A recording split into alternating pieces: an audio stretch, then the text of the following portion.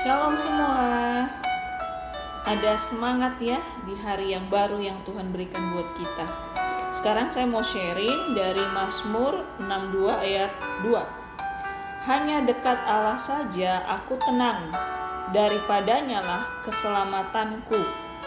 Jadi di sini bisa diartikan hidup terasa tenang bukan karena pikiran atau hati tenang dulu, atau kondisi luar sekitar kita tenang dulu. Tapi dibukakan di sini, diingatkan lagi di sini.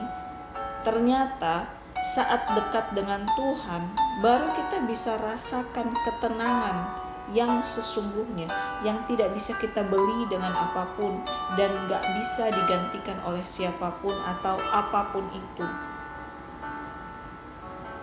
Jadi seringkali dalam hidup ini, kalau kita merasa kita punya ini, kita punya itu, kita udah kesini, kita udah ke situ, kita udah nikmati ini, nikmati itu, orang terdekat kita buat kita senang, atau orang-orang sekitar kita memuji kita, menyukai kita menganggap barulah hati kita bahagia dan tenang.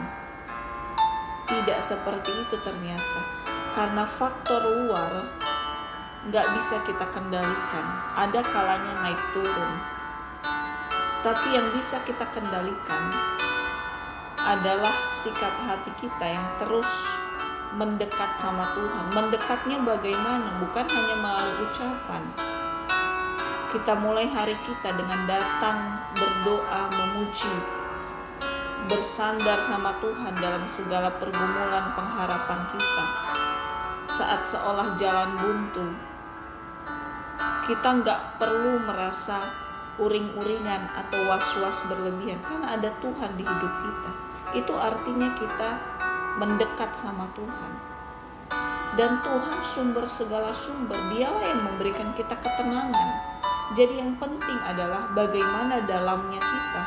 Kalau dalamnya kita izinkan Tuhan berkarya memberikan ketenangan di hidup kita. Apapun kondisi luar, bisa jatuh bangun, bisa naik turun, itu gak akan mempengaruhi mental hati kita, mental iman kita,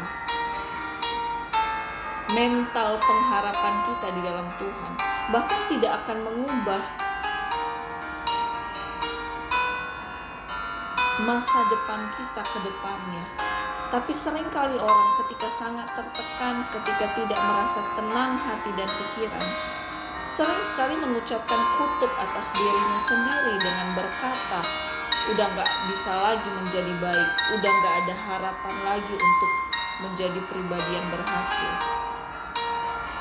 Jangan kita jadikan tolak ukur ketenangan yang kita rasakan karena faktor luar itu menjadi jawaban bagaimana masa depan kita ke depannya, atau itu menjadi sumber ketenangan kita. Habislah kita babak belur nanti, karena kondisi luar itu gak bisa kita kendalikan dan bisa dimanipulasi, diperalat sama si jahat, sama orang-orang yang gak baik untuk melemahkan kita. Tapi kalau sumber ketenangan hati kita sandarkan sama Tuhan, sekalipun semua bergoncang, sekalipun semua berubah, Tuhan tidak pernah berubah. Tuhan yang menenangkan ombak besar di tengah murid-muridnya, Tuhan juga yang sanggup menenangkan segala sesuatu dan kita alami ketenangan. Jadi kita gak perlu harus keluar negeri dulu, harus punya apa dulu, harus mencicipi apa dulu, harus punya apa dulu, ini dulu, baru hati kita bahagia dan tenang. Enggak, itu hanya jebakan yang salah 100%. Jadi ayo saat ini kita diingatkan, terus kita mendekat sama Tuhan, terus kita berserah pada Tuhan apapun kondisi kita. Dan ketenangan adalah anugerah yang hanya Tuhan bisa berikan. dan gak bisa dicuri sama siapapun. Apalagi sejahat, gak bisa.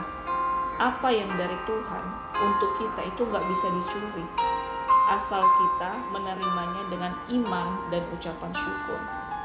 Penting banget loh dalam kondisi sekarang ini. Oke, COVID udah menurun, tapi setelah itu kan perekonomian harus berjuang lagi, semua usaha harus berjuang lagi, semua sektor pekerjaan harus berjuang lagi. Itu bisa menjadi sumber yang sangat tidak tenang dalam keuangan, dalam tabungan, dalam masa depan ke depannya. Bisa menjadi sumber gak tenang kalau kita taruh pengharapan di situ. Tapi kalau kita taruh pengharapan kita di Tuhan, ketenangan dari Tuhan yang membuat kita bisa tenang untuk menjalani hidup kita, untuk menyelesaikan setiap masalah, untuk dapat menghadapi masalah, dan untuk kita menerima kemenangan yang Tuhan pasti berikan. Asal kita tenang dulu, seperti ada di firman-Nya, tenanglah dulu baru berdoa. Kalau kita nggak tenang, berdoa pun bukan berdoa isinya, sungut-sungut atau kegelisahan. Jadi kita harus jaga hati kita, pikiran kita, iman kita, mental kita.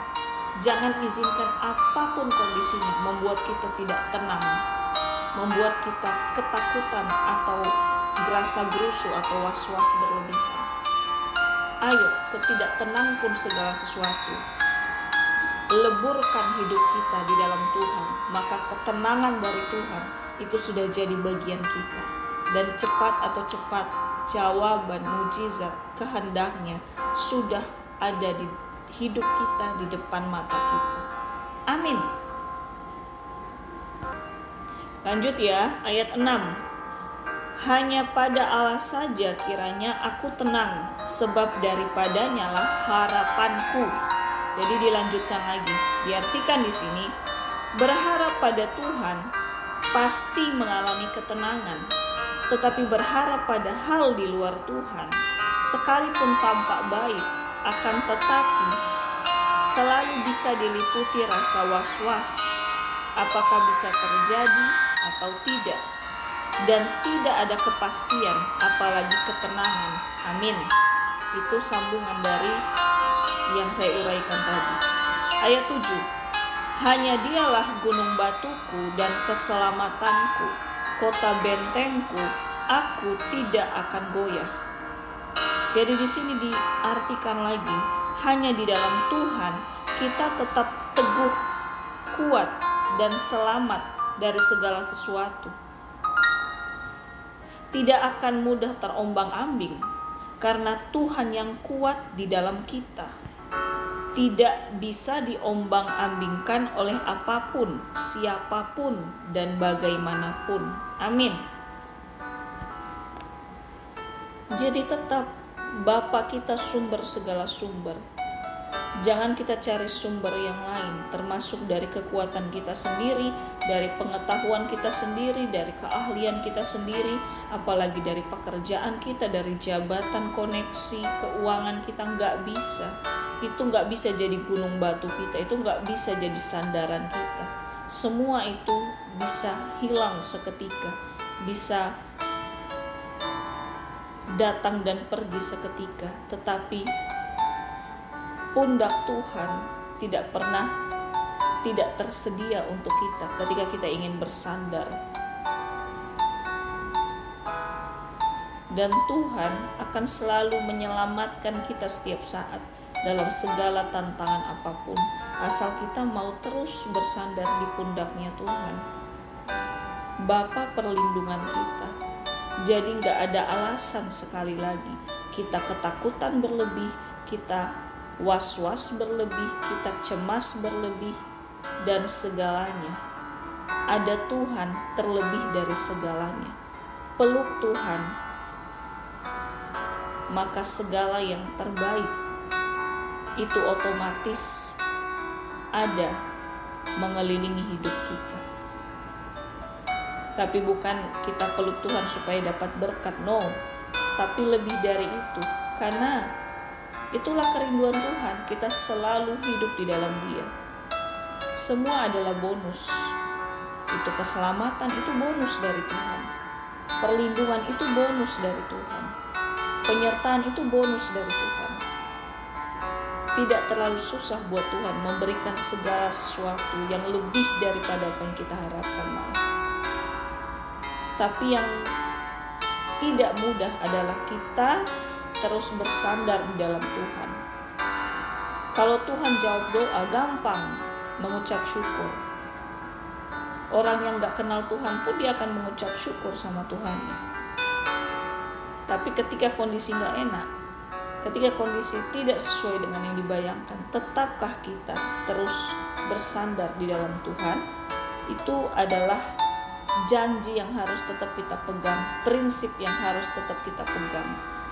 Dia gunung batu kita, dia penyelamat kita, dan dialah yang membuat kita tidak goyah, tidak goncang, sekalipun semuanya bergoncang. Amin. Tuhan Yesus baik buat kita semua. Ayat 8. Pada Allah ada keselamatanku dan kemuliaanku, gunung batu kekuatanku, tempat perlindunganku, ialah Allah. Ayat 9. Percayalah kepadanya setiap waktu, hai umat, curahkanlah isi hatimu di hadapannya. Allah ialah tempat perlindungan kita. Selah. Jadi di sini diartikan lagi, Tuhan adalah sumber segala sumber. Gak ada pilihan lain selain harus terus berseru, bersandar, dan berharap hanya di dalam Tuhan. Jadi biarlah ini menjadi prinsip hidup kita. Bukan hanya kondisi enak kita di dalam Tuhan, dalam kondisi apapun, ayo tetap berseru, ayo tetap bersandar, ayo tetap berharap. Jangan lemahkan imanmu, jangan sia-siakan hidup kita yang Tuhan anugerahkan. Ayo tetap kuat di dalam Tuhan, karena Tuhan dan untuk Tuhan.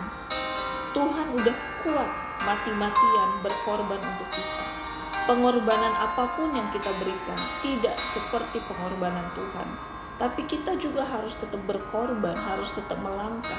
Berkorban bangun pagi, berkorban saat teduh berdoa, berkorban membaca firman, berkorban merenungkan firman, berkorban untuk tidak mengikuti sifat egoisnya kita, sifat kedagingan kita, sifat liciknya kita, sifat dendamnya kita. Itu berkorban juga. Tapi itu adalah pengorbanan yang manis di hadapan Tuhan. Ayo terus kita berikan hidangan yang manis di meja makannya Tuhan ibaratnya. Jangan kita kasih hidangan yang pahit, hidangan yang mentah, hidangan yang asam, hidangan yang keasinan, hidangan yang udah gak fresh, hidangan yang bau busuk dosa, bau busuk dendam, bau busuk kedengkian, bau busuk iri hati, bau busuk sungut-sungut, dan semuanya yang tidak berkenan. Ayo jangan kita hidangkan yang busuk sama Bapa kita yang baik. Dia memberikan nyawanya loh buat kita. Masa kita kasih makanan busuk sama Tuhan? Ini benar-benar tamparan buat kita, tapi sekaligus mengingatkan kita. Tuhan gak pernah kasih jarak buat kita. Dia ingin makan terus bersama kita. Sekarang makanan apa yang ingin kita makan bersama Tuhan? Akankah kita bawa makanan yang busuk bersama Tuhan? Jahat banget kan? Ayo sama-sama kita makan makanan pengharapan, makanan ketaatan, makanan ucapan syukur, makanan iman bersama Tuhan selalu, setiap saat, setiap detik. Amin. Ayat 10. Hanya angin saja orang-orang yang hina, suatu dusta saja orang-orang yang mulia. Pada neraca mereka naik ke atas, sekalipun sekalian lebih ringan daripada angin. Jadi di sini diingatkan, baik orang benar atau tidak benar, baik orang takut Tuhan atau tidak takut Tuhan, tetap tidak ada apa-apanya juga di luar perkenanan Tuhan, di luar belas kasihan Tuhan. Makanya diibaratkan di sini hanya angin saja orang-orang yang hina. Terus dikatakan lagi, suatu dusta saja orang-orang yang mulia. Jadi jangan pernah kita merasa kita sudah taat berdoa, taat merenungkan firman, taat menghindari dosa, taat menyenangkan hati Tuhan. Jangan kita merasa di atas angin juga. Jangan kita merasa yang terbaik dari yang terbaik. No, kita tetap anak, kita tetap biasa saja. Tuhan yang membuat kita menjadi mutiara yang indah.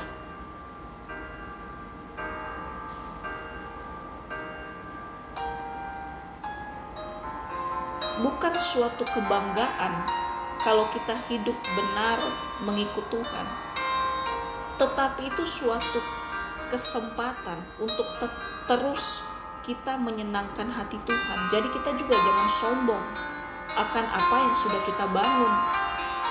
No, itu jadi kesombongan dan jatuh juga jatuhnya.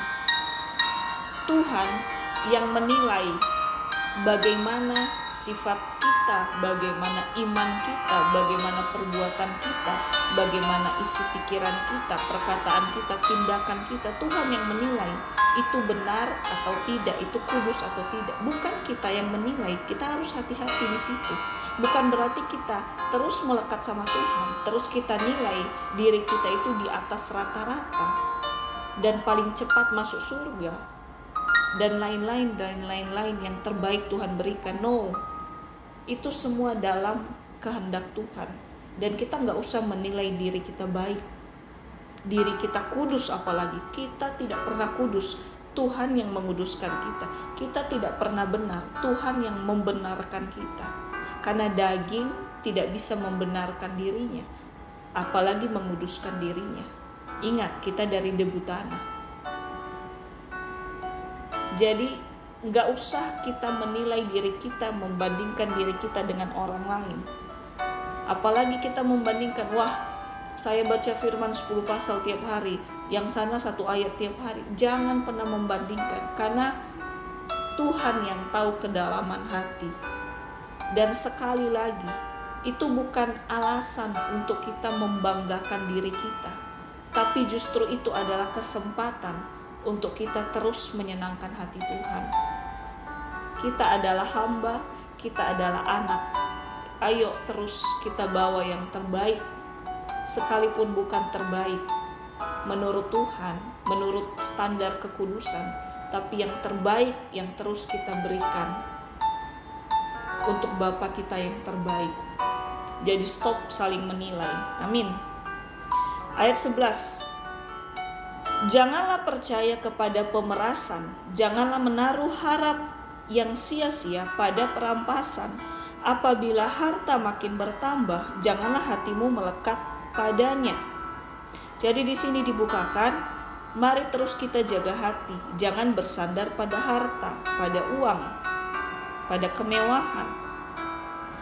Karena itu adalah jebakan cepat menuju kejatuhan. Ya, kalau kita menyandarkan kebahagiaan kita pada uang, ya kita akan jatuh dalam jebakan melakukan segala hal demi uang, demi menambah pundi-pundi tabungan, demi memuaskan nafsu kekayaan, harta, pasti jatuh juga. Makanya Tuhan bilang, pilih mamon atau pilih Tuhan, pilih uang atau pilih Tuhan, karena gak bisa bersamaan. Kalaupun kita diberkati memiliki uang, memiliki harta, memiliki tabungan, itu karena berkat Tuhan, bukan karena usaha kita. Dan jangan fokus 100% untuk uang. Itu tetap bonus dari Tuhan. Kita fokusnya harus ke Tuhan. Sekalipun kita pernah salah fokus, ayo kita kembali lagi. Tuhan yang membukakan pintu berkat. Saya juga sangat tertegur di sini.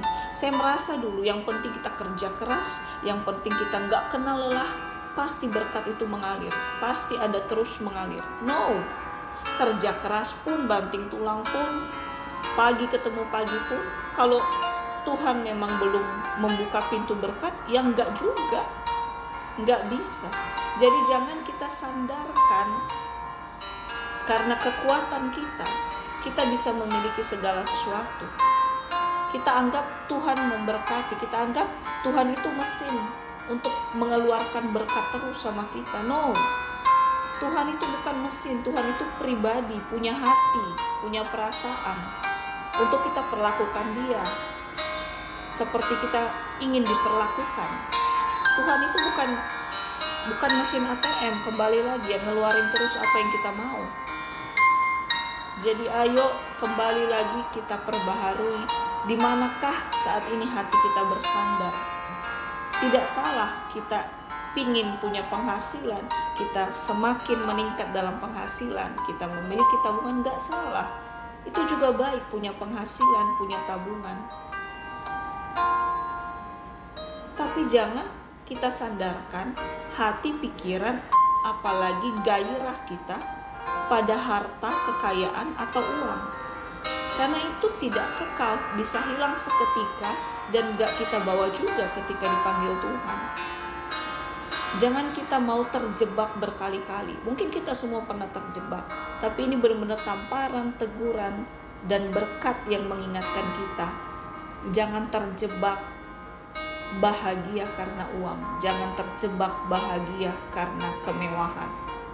Karena semua itu adalah debu tanah di surga nanti. Tidak masuk surga pun tidak kekal. Roh kita yang menyembah Tuhan, itulah yang masuk surga kelak. Amin. Ayat 12. Satu kali Allah berfirman, dua hal yang aku dengar, bahwa kuasa dari Allah asalnya. Ayat 13. Dan daripadamu juga kasih setia ya Tuhan, sebab Engkau membalas setiap orang menurut perbuatannya. Hati-hati banget ya di sini.